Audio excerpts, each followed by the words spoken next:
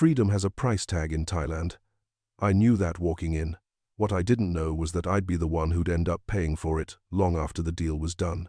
They tell you it's simple, you buy her out, she starts fresh, you both win. But nobody tells you what happens when fresh start means something completely different to her than it does to you. Nobody warns you that the bar fine is just the down payment.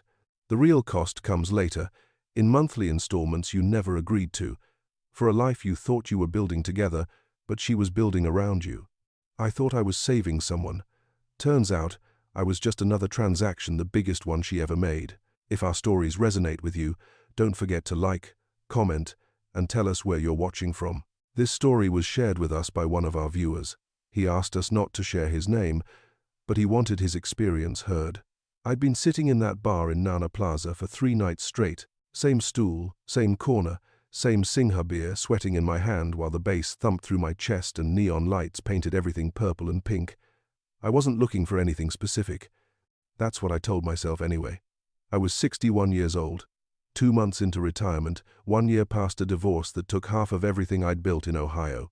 I sold my HVAC business, took what was left, and bought a one-way ticket to Bangkok because I didn't know what else to do with myself.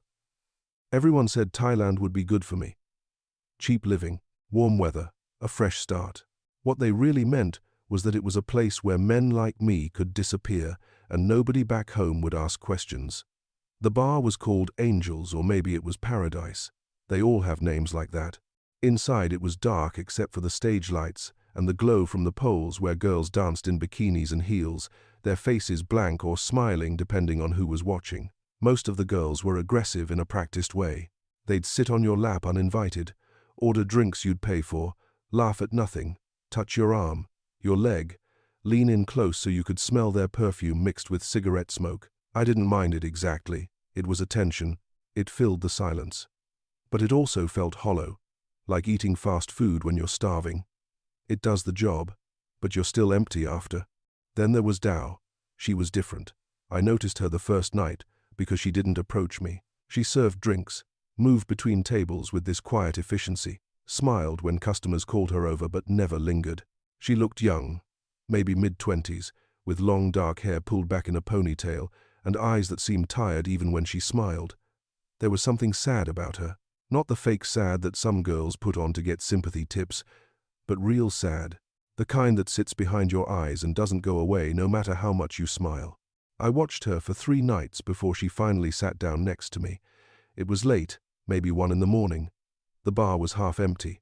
A few drunk Aussies arguing about soccer at the corner table, an older German guy asleep with his head on the bar. Dao slid onto the stool beside me and said, "You like to watch?" Not a question, a statement. I laughed, embarrassed. "Is it that obvious?" She shrugged. "Most men here, they want to touch, to talk, to take. You just sit. You watch. It's different." I didn't know what to say to that, so I ordered her a drink. She asked for orange juice. Not a lady drink, not alcohol, just orange juice. We sat in silence for a while, her sipping her juice, me nursing my beer. Then she started talking. She told me about her contract, 200,000 baht still owed, another year locked in unless someone paid it off. She said it casually, like mentioning the weather, but I could hear the weight in her voice. I asked why she owed so much. She explained that when she started, the mama-san gave her an advance to send home for her mother's medical bills. The interest piled up. The bar owned her now. Every night she worked, a portion of her tips went to the debt, but it never seemed to go down. She said she had a daughter, 4 years old, living with her mother in Buriram, a daughter she saw maybe twice a year if she could afford the bus ticket. She said she wanted to open a food cart someday. Something small. Somtam, grilled chicken, maybe some noodles. Something honest. But she couldn't save anything. The debt ate it all. I don't know why it hit me so hard. Maybe because I was lonely. Maybe because I needed to feel useful again. Maybe because she reminded me of someone, though I couldn't say who. I asked her, "How much would it cost to buy out your contract?" "All of it." She looked at me like I'd just spoken in a foreign language. "Why you ask this?" I didn't have a good answer. Just curious. She studied my face for a long moment, then said, "Maybe you talk to Mama, son." But I think she say no. Farang always ask, but nobody really pay. I told her I was serious. She didn't believe me. I'm not sure I believed me either. That night I went back to my hotel room in Sukhumvit and lay on the bed staring at the ceiling fan spinning slowly above me. The room smelled like mildew and air freshener. Traffic noise filtered in through the thin walls. I did the math in my head. 200,000 baht. That was about $6,000, but there'd be fees, the Mama-san's cut, probably some extra bullshit charges. Call it 7,000, maybe 7,500 to be safe. I had it. I had more than that. But was this insane? I'd known this girl for 3 conversations. I didn't know her real story. I didn't know if she was playing me. But then I thought about her eyes, that sadness, the way she talked about her daughter. I thought about my own daughter back in Ohio who hadn't called me in 6 months. I thought about my ex-wife who'd looked at me near the end like I was a stranger. I thought about waking up every morning with nothing to do and no one to do it for. And I thought, what if this is why I'm here? What if this is the thing that makes all of this mean something? The next evening I went to the bank and withdrew 250,000 baht in cash. The teller counted it twice, looked at me with this expression that was half concern, half judgment, and handed me the money in a thick envelope. My hands shook on the walk back to Nana. I felt like I was carrying a bomb. I got to the bar just after 8. The music was already pounding. Girls on stage, men drinking. Dao was serving a table near the back. I caught her eye and nodded toward the Mama-san's office, a small room behind the bar with a beaded curtain for a door. Dao's face went pale. She knew. The Mama-san was a woman in her 50s, heavy makeup, gold jewelry on every finger, smoking a cigarette and scrolling through her phone when I walked in. She looked up, sized me up in about 2 seconds, and said, "You hear about Dao?" I nodded. She gestured to a plastic chair across from her desk, which was really just a folding table covered in receipts and a calculator. I sat. She asked, "You understand what you're doing?" I said I did. She laughed. Not meanly, just like she'd heard this before. Farang always think they understand. Then 2 months later, girl gone. Money gone. Farang crying. I told her I wasn't like that. She shrugged. They all say that too. She pulled out a notebook, flipped through some pages, did some calculations on her calculator. Dao owe 197,000 baht. But if you buy her out, I lose worker. I lose money. So you pay her debt plus management fee. Total, 250,000. I already knew this was coming. I pulled the envelope from my jacket and set it on the table. Her eyebrows went up. She opened the envelope, counted the money slowly, twice, then a 3rd time. Then she called Dao in. Dao came through the beaded curtain looking terrified. The Mama-san said something to her in Thai, fast and sharp. Dao's eyes went wide. She looked at me, then at the money, then back at me. "You real?" she whispered. I nodded. She started crying. Not loud, just tears running down her face while she stood there frozen. The Mama-san counted the money one more time, wrote something on a piece of paper that looked like it had been torn from a school notebook, signed it, and handed it to Dao. "You free," she said in English. Then she looked at me. "Good luck. You need it." The other girls clapped when we walked out. Some of them hugged Dao. Some looked at me with this mix of envy and pity. One girl, older, maybe 40, grabbed my arm and said, "You good man, but be careful. Freedom expensive." I didn't know what she meant then. I do now. We took a taxi back to my apartment in On Nut. It wasn't much. 1 bedroom, small kitchen, a couch that came with the place and smelled faintly like cigarettes. But it was clean, and it was mine. Dao sat on the couch and stared at her hands. I asked if she was okay. She nodded but didn't look up. I made tea, instant Lipton from the 7-Eleven downstairs, and we sat in silence for a while. Finally she said, "Why you do this?" I told her the truth. "I don't know. I just felt like I should." She looked at me then, really looked at me, and said, "You very strange man." I laughed. "Yeah, I get that a lot." That night she slept on the couch. I offered her the bed, but she refused. I lay in my room listening to the sounds of the city outside, wondering what the hell I'd just done. But underneath the fear and the doubt, there was something else. Something I hadn't felt in years. Purpose. I'd saved someone. I'd made a difference.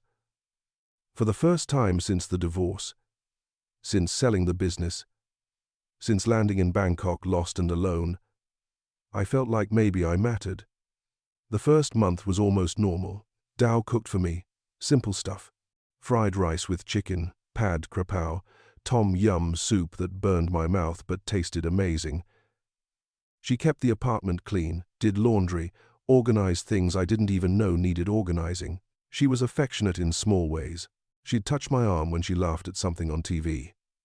She'd lean against me on the couch while we watched Thai soap operas I couldn't understand, but she'd explain in broken English during commercials. It felt domestic. It felt real. She talked about her daughter constantly. Fern, 4 years old, living with Dao's mother in a village outside Buriram. Dao showed me photos on her phone.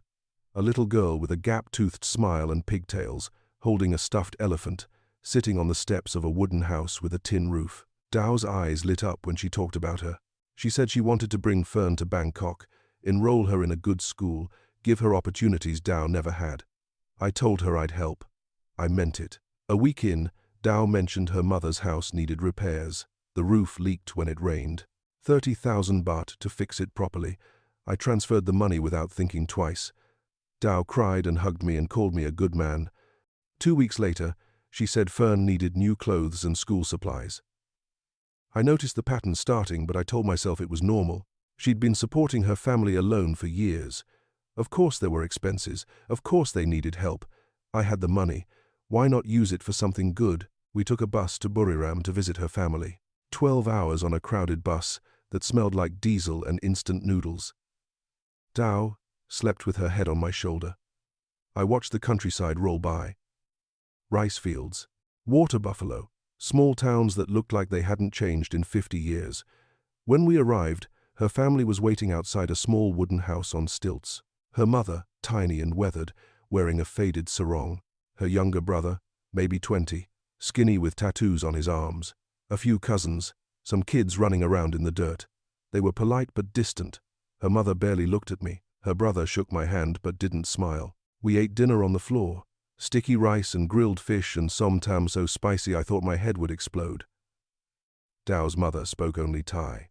Her brother spoke a little English, enough to ask questions. Where was I from? What did I do? How long was I staying in Thailand? I answered honestly. Retired. From Ohio, no plans to leave anytime soon.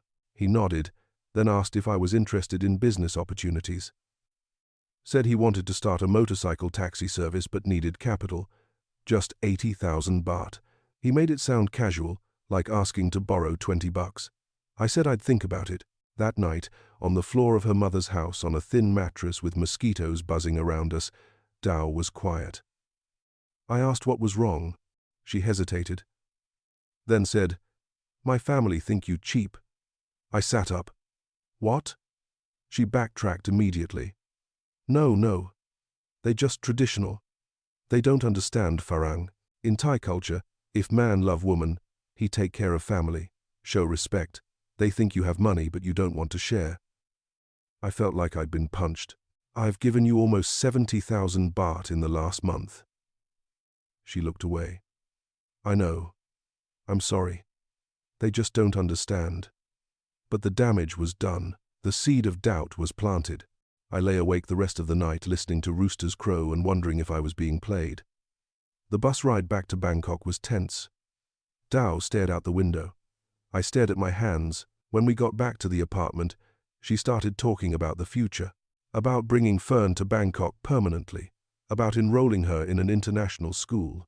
Then she said, almost casually, if we married, would be easier. For visa, for school, for everything. I froze. Marriage? I hadn't thought about marriage. I cared about her, sure. But marriage felt fast, too fast. She saw the hesitation on my face, and something shifted in her expression. She got quiet, started spending more time on her phone, stopped cooking. Started going out with friends I'd never met, coming home late smelling like cigarettes and whiskey. I panicked. I didn't want to lose her. I didn't want to be alone again in that apartment with nothing but the ceiling fan and the traffic noise and the crushing weight of my own irrelevance. So I suggested we get engaged, maybe plan a wedding in a few months, see how things go. Her face lit up like I'd just given her the world. She kissed me, called her mother immediately, spoke in rapid Thai while I sat there feeling simultaneously proud and terrified. The wedding planning began the next day. Dao wanted a traditional ceremony in her village. She said it was important for her family's honor, for respect. I didn't argue. She showed me a budget written on notebook paper.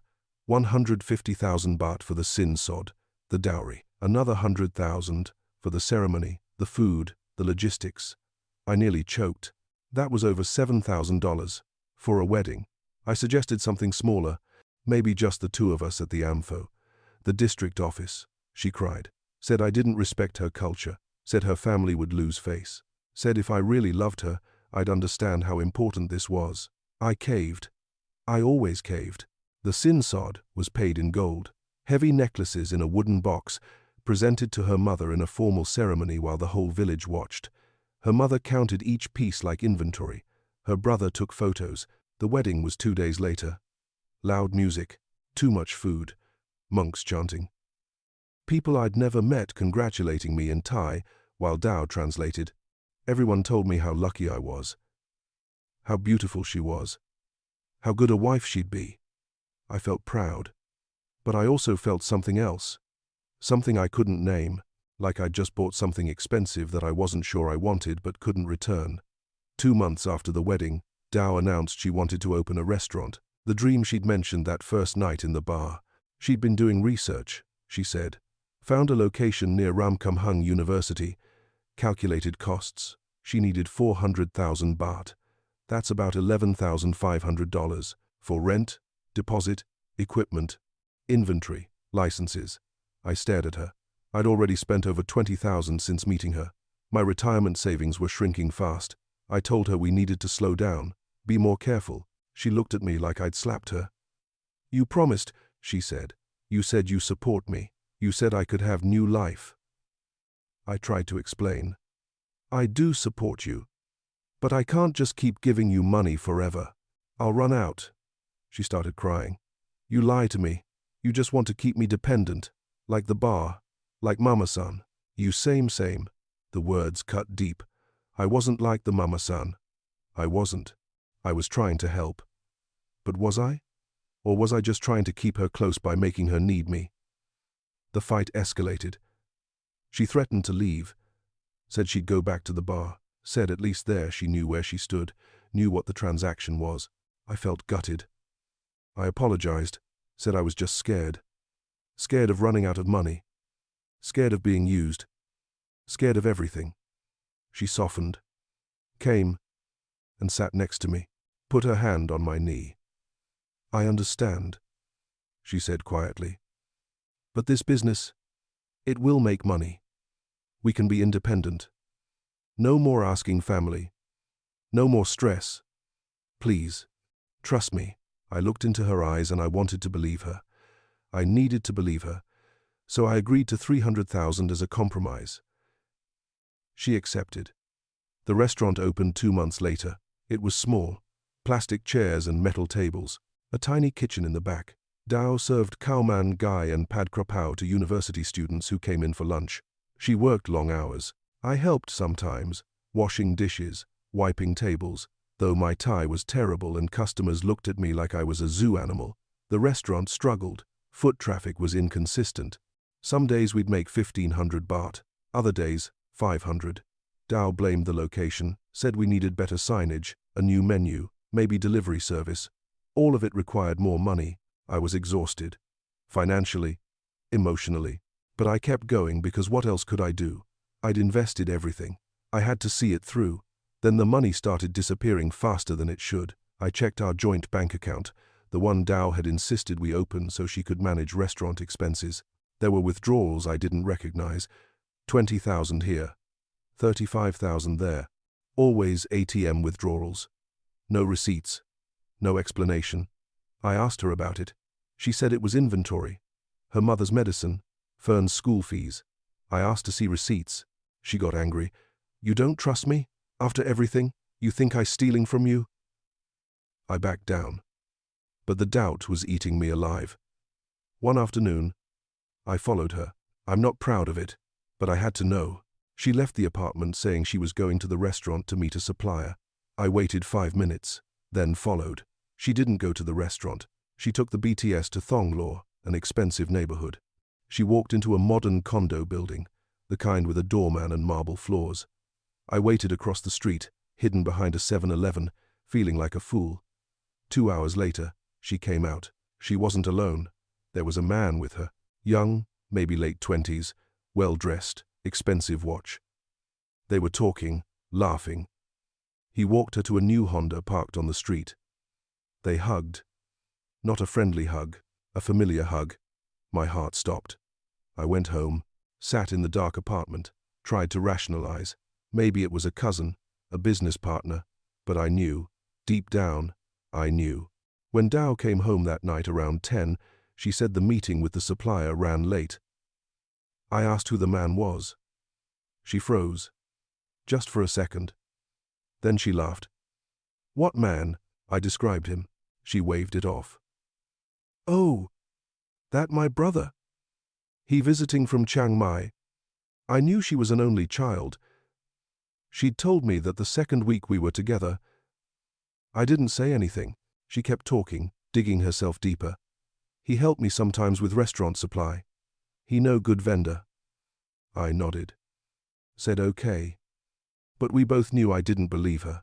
She got defensive. Accused me of being paranoid, jealous. Said I was acting crazy. I didn't push. I was too afraid of the truth. I couldn't sleep that night. Or the next. I asked around at a small expat bar I sometimes went to. Someone mentioned a private investigator. A Thai guy who spoke good English, used to be a cop. I hired him, gave him Dao's photo, and told him to follow her for a week. It cost me 15,000 baht, cheapest money I ever spent. The investigator delivered his report at the same bar a week later.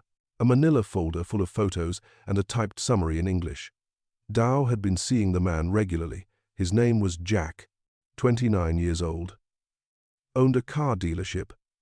Family money. They'd been together for at least 6 months. Since before I paid off her bar contract, some of the money I'd given Dao had gone to pay Jack's condo rent when he was between deals. The restaurant was never really profitable because Dao barely ran it. She'd hired a cousin to manage it and pocketed most of my investment. The investigator's summary was clinical, factual, devastating. I sat there staring at the photos, Dao and Jack holding hands, kissing in his car, entering his condo together. I felt physically sick. I confronted her that night, threw the folder on the kitchen table. Photos spilled out. She looked at them, then at me. She didn't deny it. She didn't even try. She just cried, but not out of guilt. Out of frustration, like I'd ruined something. You know what this is, she said finally. You always know. I shook my head. I don't know. Tell me. She wiped her eyes. I need money. You have money. It's simple. I felt something inside me break. But we're married. I bought your freedom. I thought. She cut me off. You thought what? That I love you? You nice man. But I never love you. You know that. I asked about Jack. She shrugged. Jack is my boyfriend. Real boyfriend. Before you, during you, after you. I asked why she married me. She looked at me like the answer was obvious. Easier to get your money this way. Marriage mean joint account, easier to access. And my family, they push me. Say secure the farang. Say he old, he won't last forever. Get what you can. I felt numb. Was any of it real? Any of it? She didn't answer. Just started packing a bag.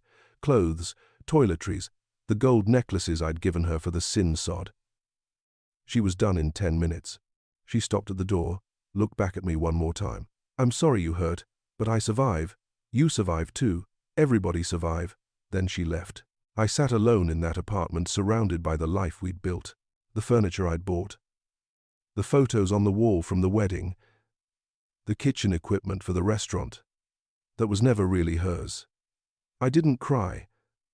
I didn't scream. I just sat there in the dark, listening to the traffic outside and the ceiling fan spinning and the sound of my own breathing. I'd lost everything. Again, I tried to salvage what I could. Called a lawyer, a British guy someone recommended. He looked at my paperwork and shook his head. The restaurant's in her name. Joint account means she has legal access. Thai marriage law favors the Thai spouse. Especially without a prenup. You're basically fucked, mate. I asked if there was anything I could do. He shrugged. Move on. Count it as a life lesson. Some lesson. $35,000 in 7 months. My retirement savings gutted. I couldn't afford the apartment anymore. Moved to a cheaper place in Bangkok, a studio with water stains on the ceiling and a shared bathroom down the hall. I stopped going out, started drinking more, cheap whiskey from Tesco Lotus, sat on my mattress on the floor watching pirated movies, on my laptop and trying not to think. Other expats in the building told similar stories. The German guy next door lost his house to his ex-wife in Pattaya. The Australian downstairs said his girlfriend took his pension and disappeared. Everyone had a story. I wasn't special. I was a statistic, just another dumb farang who thought he could buy love. I considered going back to the U.S., but there was nothing there. My ex-wife had remarried some accountant. My daughter had her own life in Columbus. She didn't need me. Nobody did. I thought Thailand was my second chance. Now it just felt like the place where I lost everything that mattered. 3 months later, I got a line message from Dow. Can we talk? I ignored it. She messaged again the next day. Please, it's about Fern. That got me. I'd actually liked Fern, even though I'd only met her twice. I agreed to meet. We met at a coffee shop in Sukhumvit. She looked different. Thinner. Tired. Dark circles under her eyes. She ordered tea and we sat in silence for a minute before she started talking. Jack left her, went back to his ex-girlfriend, took back his condo access. The restaurant failed and closed. She was staying with a friend, working part-time at a salon washing hair. She said she was sorry, that she'd been stupid, greedy. She didn't ask for money, which surprised me. She just talked. Said her mother was disappointed in her. Said Fern kept asking about the nice farang. About me. I felt a strange ache in my chest. Why are you telling me this? I asked. She looked down at her tea. I don't know. I just wanted you to know I regret it. How it ended. I didn't know what to say. Part of me wanted to scream. Part of me just felt sad. Why are you really here, Dow? She took a breath. I'm scared. Scared of going back to bar work. Scared of losing Fern, if I can't support her. Scared of ending up like the old women in Nana, still dancing at 40. I understood fear. It's why I came to Thailand in the first place. We sat in silence for a while. I didn't offer money, I didn't offer help. I just listened. Then I paid for the tea and left. I started seeing her around after that. At the market, on the BTS. Once outside a bar in Soy Cowboy, talking to tourists. She was back to work. I didn't judge her. I understood now. The system was bigger than both of us. She needed money to survive. I needed purpose to feel alive. We used each other, just in different ways. I thought about all the other men I'd met in Bangkok, the ones in their 60s and 70s, living in cheap apartments, dating women young enough to be their granddaughters, convincing themselves it's love. I used to pity them. Now I was them. One night I was in a bar in Nana, not the same one but close, and I saw a younger Western guy, maybe 50, talking intensely with a bar girl. She was crying, telling him about her debt, her family, her sick mother. The guy looked concerned, protective, like a hero. I knew that look. I'd worn it 7 months ago. I considered walking over, warning him, telling him how this ends, but I didn't. What was the point? He wouldn't listen. I wouldn't have either. You have to lose everything before you understand what you were really buying. I started writing. Not for anyone else. Just for me. Journaling about what happened. Trying to make sense of it. I wrote about loneliness. About how powerful it is. How it makes you do irrational things. I wrote about the bar fine system, how it's designed to exploit both sides, the girls who need money to survive, the men who need to feel wanted. I wrote about Dao, tried to understand her side. She was 24, a single mother, limited options in a country where women like her are judged harshly and paid poorly. The bar was her best option. I was her exit strategy. Could I really blame her? I wrote about myself too, about the divorce, the early retirement that felt more like giving up, the hollow feeling of waking up every day with no purpose. I came to Thailand, looking for meaning. I thought I found it in saving Dao. But you can't save someone who doesn't want to be saved. And you can't build a real relationship on a foundation of transaction. The bar fine wasn't the problem. The problem was thinking that paying someone's debt meant earning their love. Freedom can't be bought, neither can affection. I paid for a fantasy, and the fantasy collapsed the moment reality showed up. My daughter Emily messaged me out of nowhere. First time in 6 months. She was getting married. Wanted to know if I'd come back to Ohio for the wedding. I stared at the message for an hour. I hadn't told her about Thailand, about Dao, about any of it. She thought I was just traveling, finding myself. I wondered what I'd even say. That I fell in love with a bar girl? That I spent my savings trying to buy someone's freedom and ended up more trapped than before? I imagined her face. The disappointment, but then I thought about what I'd regret more, staying silent and distant, or being honest. I wrote back, said I'd come, didn't mention the rest yet. I booked a ticket for 2 months out, gave myself time to get my head straight, maybe save some money doing online consulting work for my old HVAC contacts. I looked around my studio, at the small life I'd built. It wasn't much, but it was honest in a way my old life never was. I wasn't pretending anymore. I wasn't trying to be someone I wasn't. Thailand didn't give me what I came looking for. But maybe that's the point. Maybe what I needed was to stop looking altogether. I thought about Dao sometimes, wondered if she was okay. If Fern was healthy. If she ever thought about me. Probably not. I was a means to an end. And that was okay. I survived. I was broke, bruised, older. But I survived. My last week in Thailand before flying back to Ohio, I walked through Nana one final time. Not to drink, just to see it. The lights were the same, the music was the same, the girls were the same. Everything was exactly as it was when I first arrived, except I was different. I sat at a street food stall and ordered pad thai from an old vendor who didn't speak English. I watched the tourists, the expats, the young men fresh off the plane with wide eyes and thick wallets. I saw myself in them. I thought about what freedom actually cost me. Not just the money, though that was significant. $35,000 I'd never get back. But the emotional cost, the humiliation of realizing I was never the hero of this story. Just another mark. The shame of admitting I was lonely enough to believe someone could love me that quickly. The grief of losing a future that was never real. But also, and this is the part I struggled with, the cost of her freedom. Did I actually buy it? Or did I just rent her attention for 7 months? She was back in the bar now, still trapped. Maybe more trapped than before, because now she knew what getting out looked like and how temporary it was. I wondered if my money helped at all, or if it just delayed the inevitable. I'd never know. The vendor handed me my pad thai. I ate slowly, watching the neon signs flicker. Tomorrow I'd pack. The day after, I'd fly home. I'd face my daughter. Try to rebuild something resembling a relationship. I'd look for freelance work, rebuild my savings, live smaller, quieter. But tonight, I just sat, and for the first time in months I felt something close to peace. I recorded a voice memo to myself on the flight home, somewhere over the Pacific. Not sure why. Maybe just to have a record. A reminder of what happened, so I'd never make the same mistake twice. I talked about the title of my own story. Everything. The real cost of buying a Thai girl's freedom from the bar. I laughed bitterly. The real cost wasn't the money. It was believing that love could be purchased, that loneliness could be solved with a transaction, that I was different from all the other old farang who came before me. I wasn't. The real cost was my dignity, my savings, my sense of self. But maybe, I thought, that's what I needed to lose.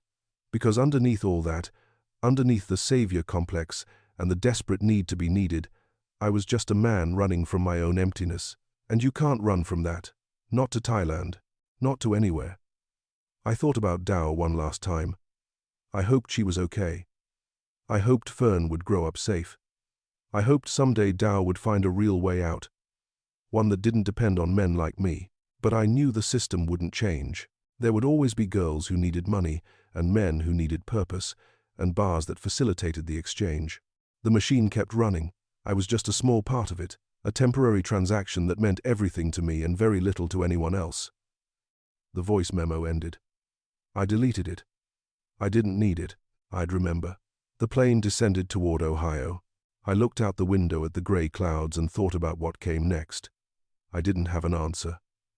But for the first time in a long time, I was okay with that.